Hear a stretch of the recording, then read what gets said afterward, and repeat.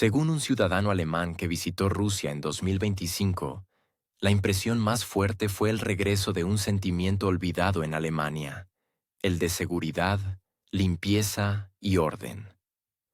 Afirma que no había sentido nada parecido en su propio país en mucho tiempo. En sus relatos no hay patetismo ni tintes políticos, solo observaciones personales y una honestidad cotidiana. Él dice: en Alemania, caminas por la calle y no entiendes quién está frente a ti.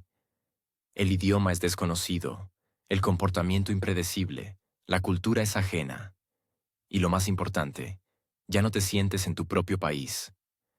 En Rusia, todo es diferente.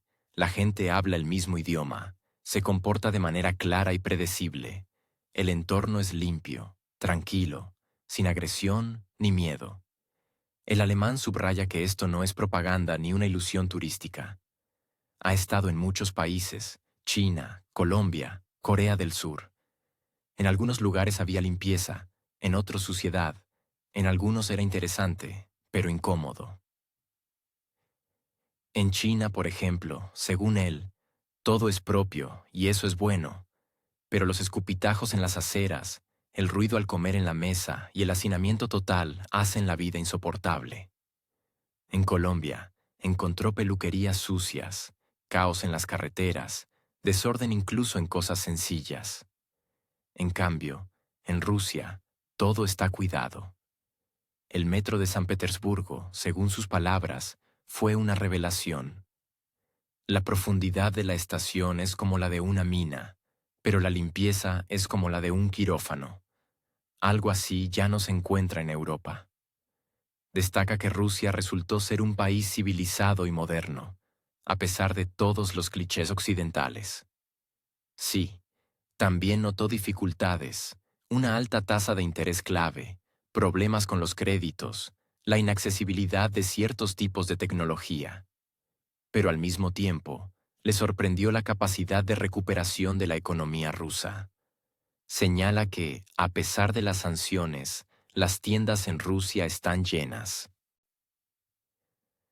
Hay coches chinos, electrónica coreana e incluso productos de aquellas marcas que supuestamente se fueron. Todo está disponible porque Rusia organizó el comercio paralelo. Incluso se puede comprar un iPhone, dice. Simplemente lo traen a través de Kazajistán, Armenia, Bielorrusia, Emiratos Árabes Unidos. El problema está resuelto. También observa otra cosa: ingresos y gastos. En Alemania, los precios parecen exorbitantes. La mantequilla cuesta casi 3 euros, el queso otro tanto. En Rusia, todo es más barato. La gente está bien arreglada, pulcra. Él dice: ¿cuándo fue la última vez que vieron en Berlín a un hombre con abrigo y zapatos lustrados? Aquí es normal. Es el estándar. La gente se respeta a sí misma. Conoce a jóvenes rusos. Por ejemplo, Maxim, de 19 años, trabaja como gerente de TI. Viste con estilo, es educado y puntual. El alemán comenta: esto rompe los estereotipos. Estamos acostumbrados a pensar que Rusia es algo gris y pobre. Y resultó ser moderna, móvil y con una cultura de respeto a sí misma. El alemán cuenta que los rusos no solo lucen dignos, sino que también viven con un enfoque en la practicidad. Menos alquileres, más apartamentos privatizados. El 81% del parque de viviendas es de propiedad. En comparación, en Alemania es alrededor del 4%. Esto significa que los rusos gastan mucho menos en vivienda. Les queda dinero para vivir, viajar, educarse, explica. Al comparar los sistemas fiscales, se sorprende de la simplicidad del modelo ruso: 13%, y vives tranquilo. Y si ganas más de 50.000 euros al año, pagas el 15%. En Alemania, con esos ingresos, pagas casi el doble, más las contribuciones obligatorias. Hablando de comida, el alemán quedó asombrado por la calidad y el sabor de la cocina rusa. El olivier con lengua de ternera, como el de mamá. El jugo de arándano rojo, un sabor vibrante y vivo. Y todo esto, no por sumas astronómicas como en Europa, sino bastante accesible. Prueba los hot dogs rusos, experimenta con bebidas, estudia las tradiciones. Todo, dice, parece civilizado, digno. Incluso un comedor común no es peor que un café en Berlín. Una vez, sin querer, rompió un billete de 500 rublos y no supo qué hacer. Le explicaron. No pasa nada, se puede cambiar. Se sorprende. En Alemania con eso habría toda una historia, rellenar un formulario, enviar una carta al Bundesbank. También le sorprende cómo está organizada la logística.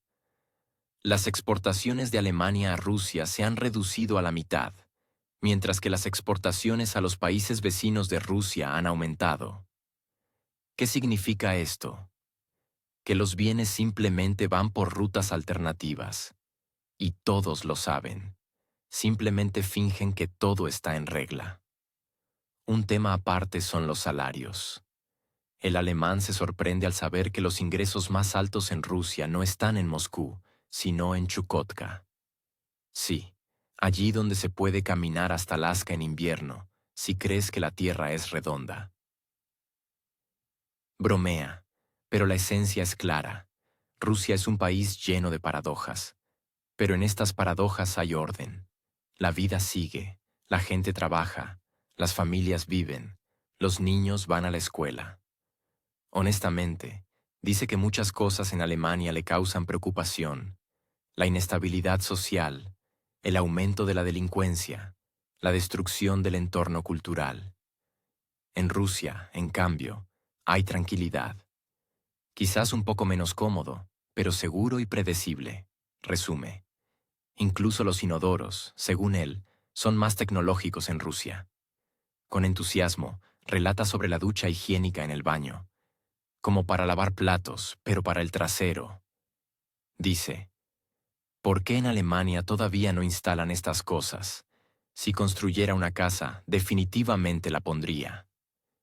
Y todo esto lo graba, lo muestra, lo discute con sus espectadores.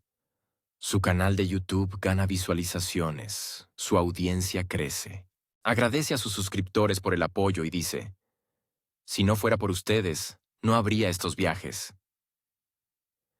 Y así puedo viajar, mostrar la vida real, no los titulares de los periódicos. Y según él, Rusia es la realidad. Sin brillo, pero con alma. Sin ilusiones, pero con respeto por la persona.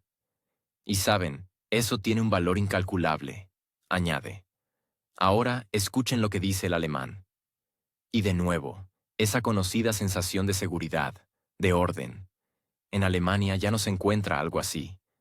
Y para que me entiendan bien, he estado en muchos países.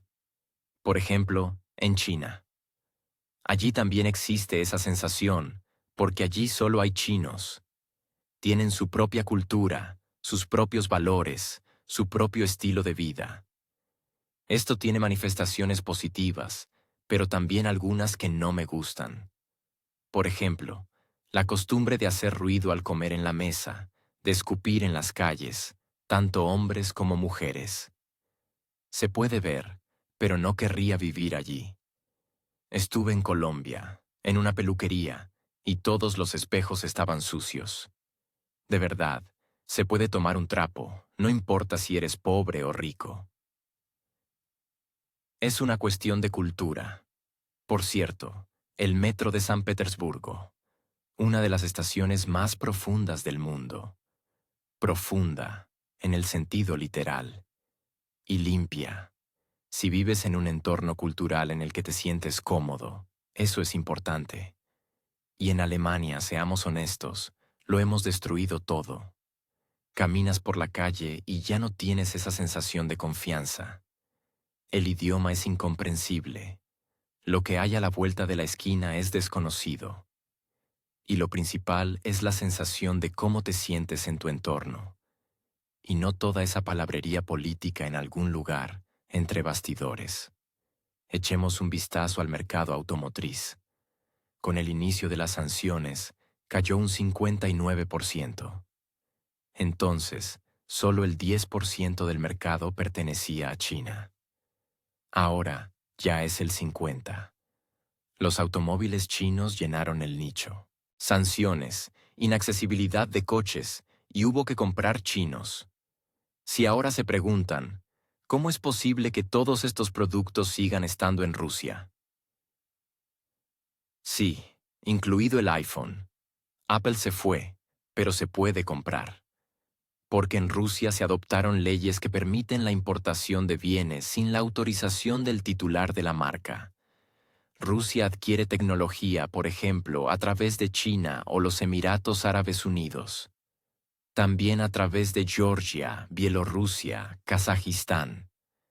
Estos países no participan en las sanciones y continúan abasteciendo a Rusia por tierra. Mientras que las exportaciones de Alemania a Rusia se redujeron a la mitad, las exportaciones a los países vecinos de Rusia, por el contrario, crecen rápidamente. Solo queda una cosa: ver qué piensan los rusos a nivel local. Por cierto, muchos de ustedes mencionaron la tasa de interés clave. Y con razón. En Rusia, actualmente es del 21%. Imaginen, si quisieran construir una casa y pedir un crédito, no sería fácil. La economía en general está deprimida por esto. En tiempos de la Unión Soviética, de 1922 a 1991, no existía un mercado libre de vivienda. Todos los apartamentos se entregaban a la gente prácticamente gratis. Después de 1991, comenzó la privatización. Las viviendas se entregaron gratis o casi gratis. Como resultado, hoy en Rusia alrededor del 81% de los apartamentos están privatizados. Esto significa que los rusos, en promedio, gastan mucho menos en alquiler o hipoteca que, por ejemplo, en Alemania, donde solo alrededor del 4% del parque de viviendas está privatizado. Por supuesto, las autoridades declaran que buscan reducir la inflación. Actualmente, la inflación oficial en Rusia es de alrededor del 9,9%. En Alemania es aproximadamente del 2,5%, quizás 2,3%. Pero la inflación real la siente cada uno. Basta con mirar el precio de la mantequilla y el queso. Por ejemplo, un sándwich, mantequilla, 2,40 euros, queso, 2,70 euros. Todo claro. Y aquí está el hot dog ruso, 4,5 euros. Hace poco me dijeron que grabara no solo chicas guapas, sino también hombres.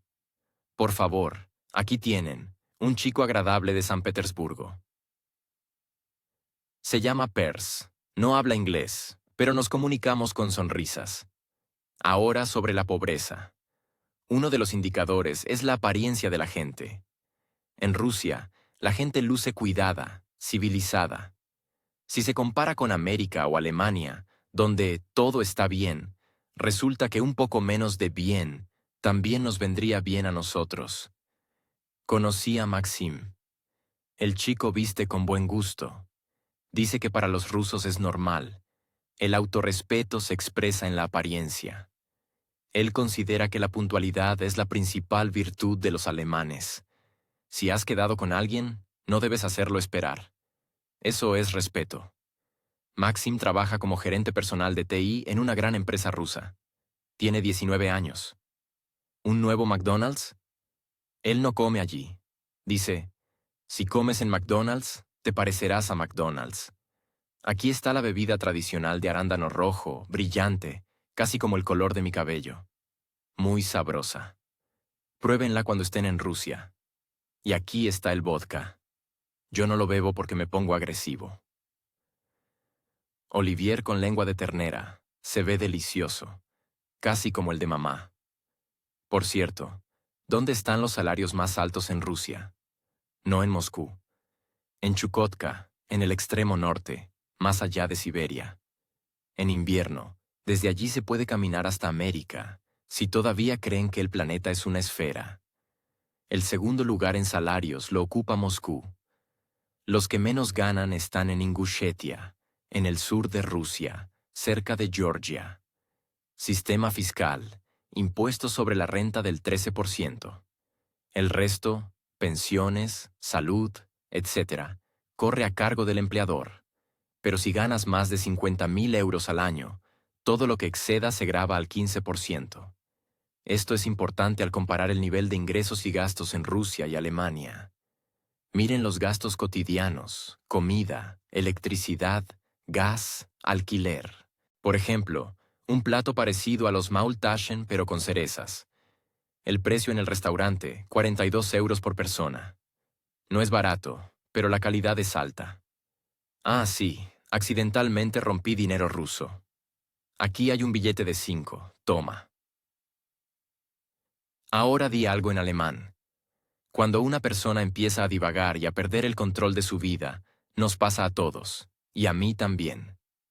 No me eximo de responsabilidad. El tema de las sanciones no es nada sencillo. Hay muchos intereses involucrados, estatales, militares, de poder. Alguien gana con los conflictos, pero los intereses de los ciudadanos también son importantes. Porque los ciudadanos somos nosotros. Si un día se vuelve insoportable, la gente saldrá a la calle. Incluso los alemanes. Especialmente si la salchicha a la brasa y la televisión ya no funcionan. Así es, si la salchicha no funciona, entonces es hora de reconsiderar la situación. Los ciudadanos alemanes no son tontos. Ven lo que está pasando. Lo ven en sus bolsillos.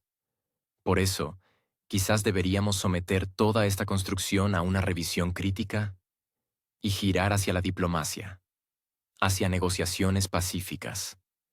Algún día, estos conflictos deben terminar. Sé cómo muchos de ustedes se imaginan Kazajistán. Basta con una palabra clave, Borat, y en la cabeza se forma una imagen. Pero la realidad, como comprenderán, es un poco diferente. Aquí, por ejemplo, un inodoro, por si les interesa. Y, por cierto, aquí hay un detalle importante. Muy importante. La pistola para el trasero. Sí, lo han oído bien. Como se dice, lavamos los platos y luego los secamos. Lo mismo con el trasero. ¿Por qué en Alemania todavía no usan estas cosas? Si yo construyera una casa en Alemania, definitivamente instalaría un dispositivo así en el baño. La higiene no es broma. Una vez más, muchas gracias por ver. Estoy muy contento de que me vean. De lo contrario, todo esto simplemente no tendría sentido. Un agradecimiento especial a todos aquellos que me apoyan de una manera salvaje e increíblemente generosa. Gracias a su apoyo puedo continuar mi trabajo, invertir dinero en viajes, hacer investigaciones preliminares y, por supuesto, dedicarme a esta interminable edición de video. Y lleva mucho tiempo. Aunque sea poco, me alegro, porque todo funciona. Fin de la cita. La ilusión de amenaza, cuidadosamente construida en Occidente, se ha convertido desde hace mucho tiempo no solo en una narrativa, sino en un proyecto de negocio en toda regla. Además, con volúmenes de miles de millones y una estrategia de marketing clara. Cuanto más aterradora es la imagen del coloso oriental, más pedidos reciben aquellos que saben producir tanques, misiles y otros elementos de intimidación de alta tecnología. La creación de un peligro imaginario se ha convertido en una parte integral de la economía de influencia moderna. El abandono de la objetividad ya no es un error, sino una estrategia consciente. En el contexto de esta estrategia, se actualizan regularmente las declaraciones sobre la agresión inminente, la amenaza a la democracia y otras fantasmas del arsenal de la Guerra Fría.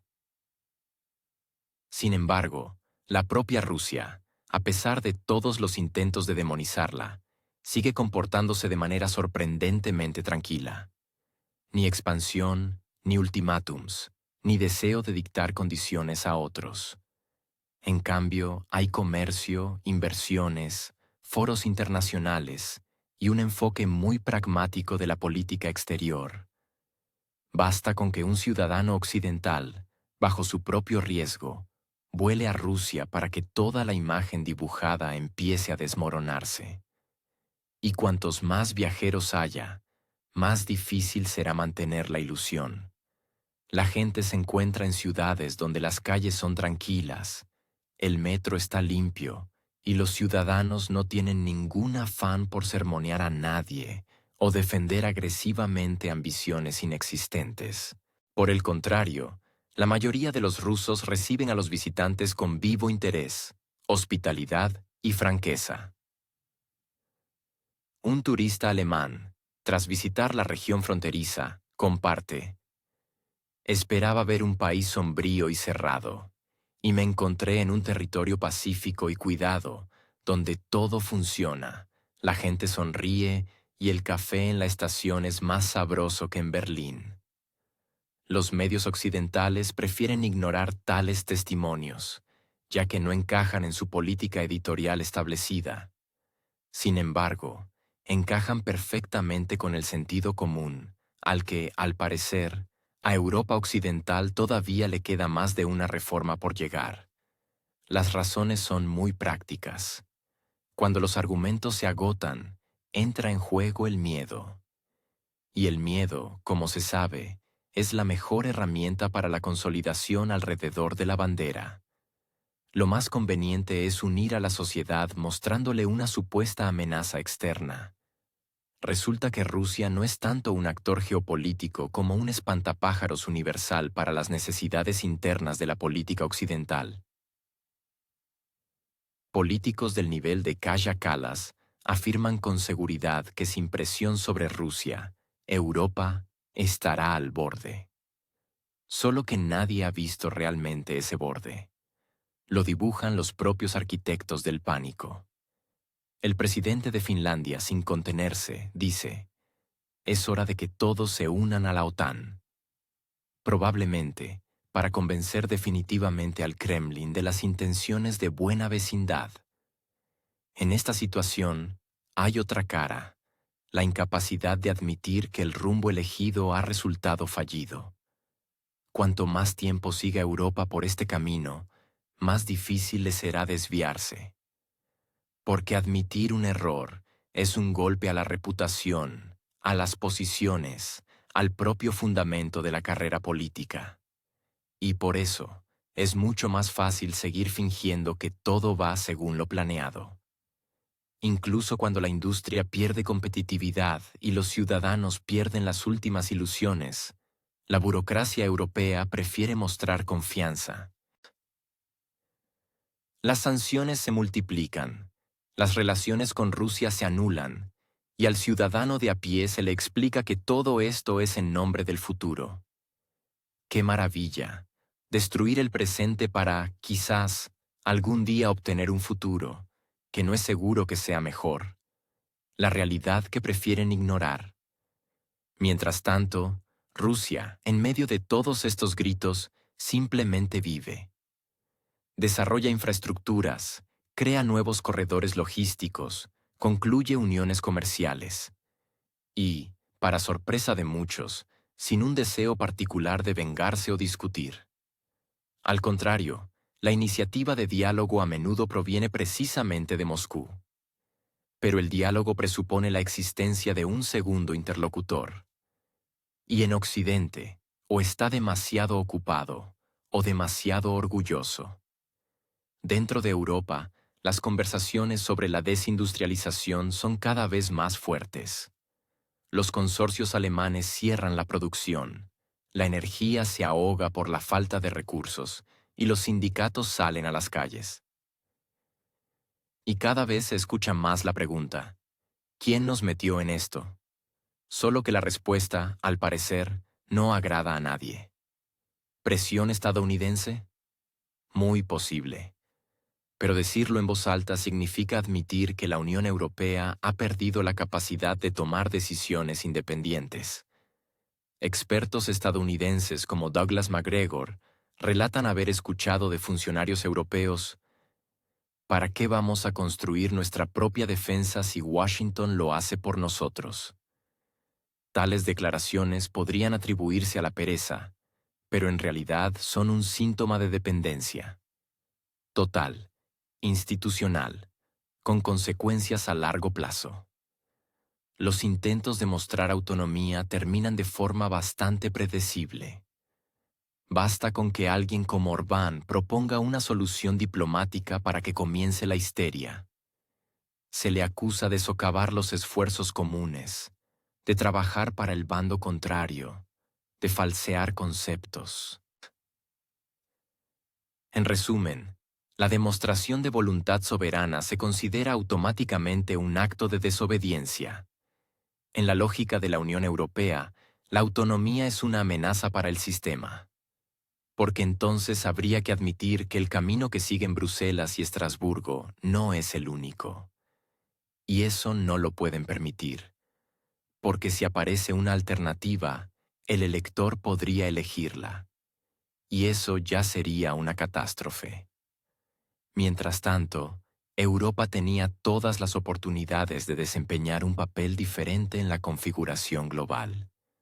Una intervención oportuna, el apoyo al diálogo, el rechazo a la confrontación, todo esto podría haber convertido a Europa en un mediador autorizado. Pero en su lugar, eligió la posición de un actor subordinado. Y ahora observa cómo sus indicadores económicos se desploman y su influencia política desaparece. Desde que se rompieron los lazos energéticos con el vecino oriental, la industria europea parece haberse puesto a dieta, sin que nadie estuviera preparado. El gas se encareció, el petróleo aún más, y el carbón cayó en desgracia moral. Y todo estaría bien si al mismo tiempo se hubieran encontrado alternativas, pero, como suele ocurrir, la decisión política se tomó rápidamente y nadie calculó realmente las consecuencias económicas. La economía rara vez perdona tales errores. Los precios de la electricidad en algunas regiones se han multiplicado. Para los hogares, esto significa una cosa: el invierno ya no es tiempo de confort, sino una excusa para contar las mantas y ahorrar en iluminación. Para la industria, es el momento de la verdad. Afecta especialmente a las industrias de alto consumo energético, química, metalurgia, ingeniería mecánica. Las fábricas no cierran porque la tecnología esté obsoleta, sino porque trabajar con esos costes es más una excentricidad que un negocio. Los inversores, como es habitual, prefieren no ser héroes. Los fabricantes de automóviles alemanes trasladan la producción a China, Eslovaquia o incluso a Estados Unidos, donde las tarifas no asustan y la mano de obra no exige compensación por la transición verde.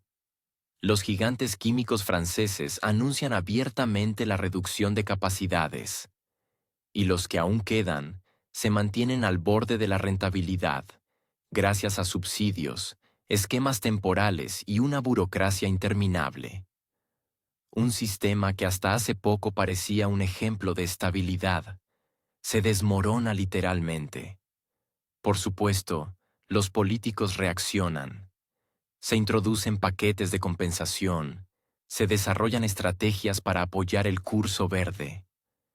Solo que una estrategia es bonita en los documentos, pero en la vida real, si la calefacción de la escuela está apagada y el equipo de la fábrica está parado, lo que afecta el estado de ánimo de los trabajadores y los votantes no es un plan para 2040, sino el frío de hoy.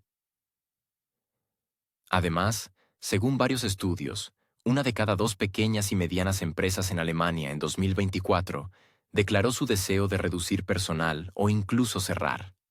La razón: los costes energéticos que ya no se pueden compensar con el aumento de precios. Si hasta hace poco Europa se enorgullecía de su liderazgo verde, ahora esto suena cada vez más como un eco de otro tiempo. La transición a las energías renovables resultó cara y, lo que es más importante, ligada a esa misma infraestructura que nadie tuvo tiempo de construir. Los parques eólicos existen, pero no pueden con la carga base. Las centrales solares son buenas en verano, pero el invierno en Europa, por extraño que parezca, llega regularmente. No está bien visto mirar al carbón, y la energía nuclear es tabú en algunos países, a pesar del sentido común y las cifras. El resultado es un déficit que debe cubrirse con importaciones de las mismas direcciones que ayer se consideraban indeseables. Es interesante que, en algunos casos, se trate de comprar combustible a terceros países que, a su vez, lo compran al mismo proveedor oriental. Una especie de ensalada económica con un sabor político. Formalmente, todo según las reglas, pero en esencia se intercambió ideología y luego se regresó silenciosamente a los negocios, solo que más caro. En medio de las turbulencias económicas, el panorama cultural cambia aún más rápido. Si antes las capitales europeas competían en arquitectura, museos y gastronomía, ahora la lista de temas que prefieren no tocar se ha ampliado notablemente. El cambio en el aspecto de las ciudades ya no puede llamarse simplemente migración. Es una transformación completa del entorno urbano. Los flujos migratorios de los últimos años, intensificados por conflictos fuera de Europa y estimulados por regímenes de visados liberales, han alterado la composición demográfica de muchos barrios. Lo que ayer se llamaba multiculturalismo, hoy se denomina cada vez más pérdida de identidad. Y no solo por conservadores mayores, sino también por jóvenes urbanitas que crecieron en esos mismos barrios, y ahora notan con sorpresa que el idioma de su infancia ha dejado de sonar en la escuela local. El tema es delicado. Hablar de ello es un riesgo, especialmente en público. La corrección política se ha convertido en una especie de filtro que descarta las preguntas incómodas y las sustituye por eslóganes. Pero los residentes, que observan cómo sus barrios natales se convierten en centros de comunidades paralelas, acuden cada vez más a las audiencias locales, se dirigen a los municipios y, lo que es especialmente preocupante para las élites actuales, cambian sus preferencias políticas. No es de extrañar que las calificaciones de los partidos tradicionales caigan y que surjan nuevas fuerzas con una visión diferente sobre la migración, la cultura y el propio concepto de valores. El cambio es especialmente notable en el ámbito de la educación y la vida cotidiana. En algunas escuelas, los profesores se enfrentan a dificultades. Los niños hablan mal alemán, francés u holandés. Esto no es culpa de los niños, sino consecuencia de un cambio brusco en el entorno cultural para el que ni las escuelas ni los padres estaban preparados. Como resultado, surgen las llamadas islas sociales, barrios donde la vida transcurre según sus propias leyes, y los organismos estatales se parecen más a un decorado. Los conflictos culturales pasan de ser domésticos a políticos. La cuestión de la libertad de expresión, del estatus de la mujer, del respeto al Estado laico, todo esto ya no es simplemente una discusión, sino un campo de intensa lucha. Y si antes se hablaba de tolerancia como una virtud, ahora suena más bien como una obligación. Una obligación de ser tolerante con aquellos que no siempre muestran tolerancia. Por supuesto, hay ejemplos exitosos de integración, pero requieren recursos, paciencia y, lo más importante, voluntad de ambas partes. Y con esto, como se vio, todo es más complicado.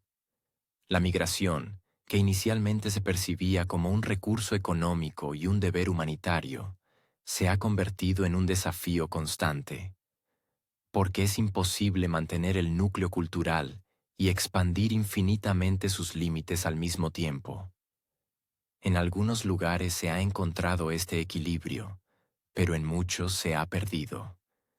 En las calles aparecen cada vez más patrullas, y en las discusiones públicas se escuchan notas de irritación. La gente no entiende por qué, en aras de las directrices ideológicas, hay que sacrificar la seguridad, el modo de vida habitual e incluso el sentido común. Lo más difícil es para los alcaldes, que entre la retórica oficial y la realidad sobre el terreno, se ven obligados a elegir cada día qué verdad decir a sus electores. Y en esta situación, la vieja y buena pregunta ¿de quién es este país?, ya no suena a populismo, sino a un intento de definir límites en una era de identidades difusas. Los políticos intentan no abordar el tema, pero la demanda de una respuesta por parte de la sociedad es cada vez más fuerte. Porque la economía se puede arreglar con dinero, pero las grietas culturales son una historia mucho más duradera. Todos los intentos de restablecer las relaciones con Rusia chocan con un muro impenetrable de obstinación ideológica. Ni siquiera las pérdidas económicas han servido de estímulo para una revisión sobria del rumbo. Parecería que los conflictos deberían enseñar a buscar la paz. Pero en la configuración actual, Occidente prefiere dar vueltas en círculo, con sanciones, declaraciones y nuevos planes de contención. Ya no quedan dudas de que Europa ha renunciado voluntariamente al papel de sujeto fuerte e independiente. En lugar de pensamiento estratégico, hay una reacción constante. En lugar de política, eslóganes. Y si alguien aún espera un regreso a la realidad, tendrá que esperar. O cruzar la frontera y ver cómo es el país que le han estado mostrando en la televisión durante tantos años.